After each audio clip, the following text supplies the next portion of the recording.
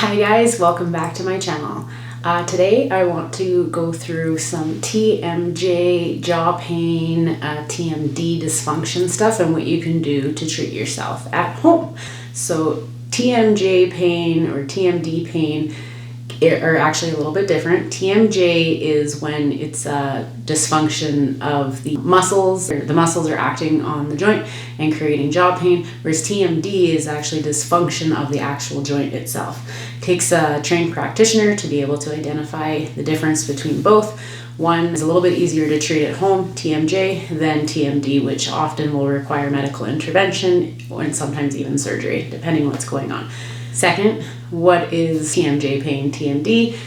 It's basically classified as any type of pain that's in this around area in your jaw, or maybe you're getting headaches from clenching. Some people get kind of tension headaches in the back of their neck. Essentially, it's caused by injury, can happen as well, but clenching and grinding our teeth. And clenching is literally whenever you have your teeth together, is considered buccinating or clenching. So we always want to have our teeth apart when we're not needing to bring them together. And third, these are just some exercises that you can do for yourself at home, whether or not you've been diagnosed with TMJ, TMD, or if you're just experiencing tension in the jaw, which we all are these days. There's a lot of stress flying around the planet. I don't know anybody that can't use this.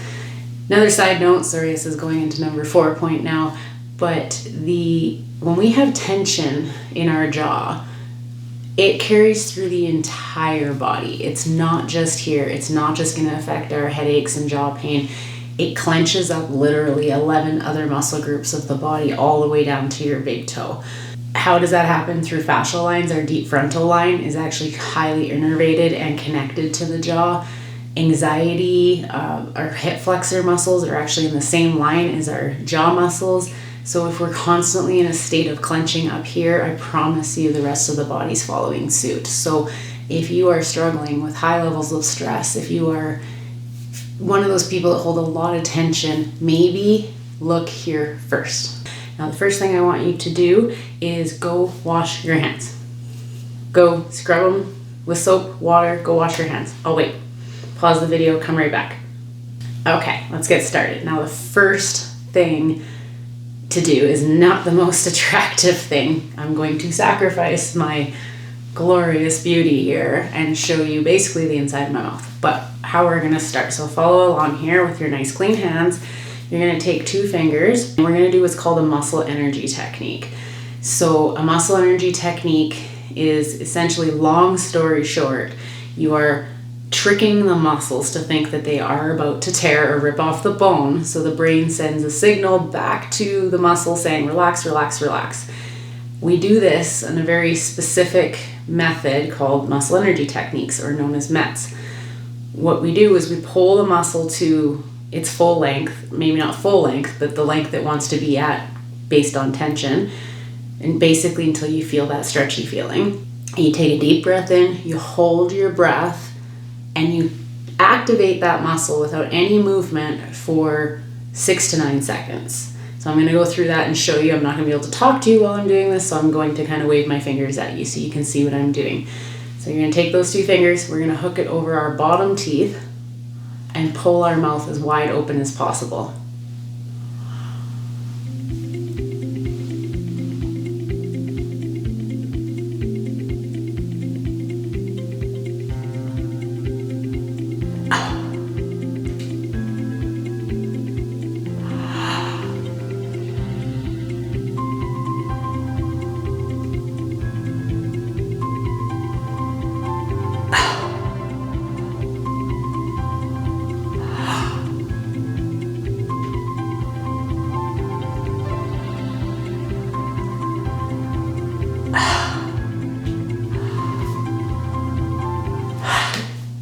Now I just did 3 sets of those. I did a open as wide as I could till I felt the stretch, breathed in deeply, held my breath for 6 seconds, and while I was clenching down. As soon as I released my contraction, I took a big breath in and I opened a little further, and you might have seen that I actually got 2 to 3 millimeters of more opening each time I did that.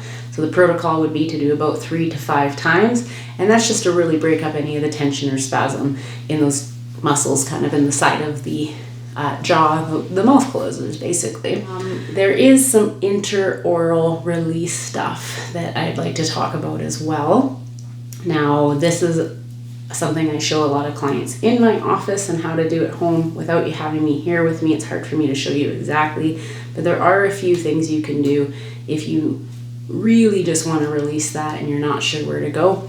Now, if you take your finger and you place it on the outside of your teeth, I'm not going to show the inside of your teeth one because many people end up gagging themselves, but there is a portion of masseter that sits just on the outside of your teeth, on the inside of your mouth, and you take your finger all the way to the back and open your mouth. You may feel a little lip, we'll call it, and you can hook it a little bit.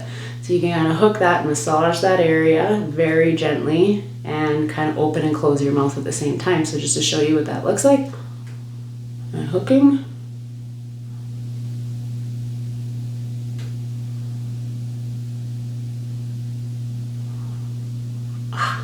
And we call that the fish hook for a reason. Now, another thing you can do is like an active release for, say, temporalis. So there's a muscle that's like a fan muscle that sits all the way up here. Very, very common in headaches, especially if you're a big clencher. So what you'd want to do is kind of massage into that area and see if you can find those areas of ooh or ah or pain. I've got one right here. And essentially just pin it, push on it hard, maybe traction it away from the joint a little bit, and open your mouth. And close. Maybe find another spot, maybe stay there, readjust, open, and close, and open, and close. Like I feel that pulling all the way down here, which is where the muscle goes. That is an active release for those muscles. So you can go through temporalis, you can go through masseter in here. Sometimes some of these other muscles that kind of hook around the back of your ear get a little bit tender. Again, just kind of get playful with that. Another exercise you can do for jaw pain, now that you have it all stretched out, is to simply open, turn, and tilt. So getting used to doing movements with your mouth open. So wide as you can.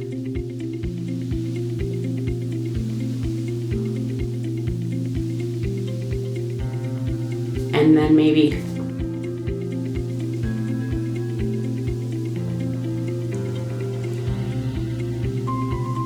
and checking for any restrictions in those nerves that essentially feed the jaw, but also into the shoulders, neck, back, chest, all that kind of stuff.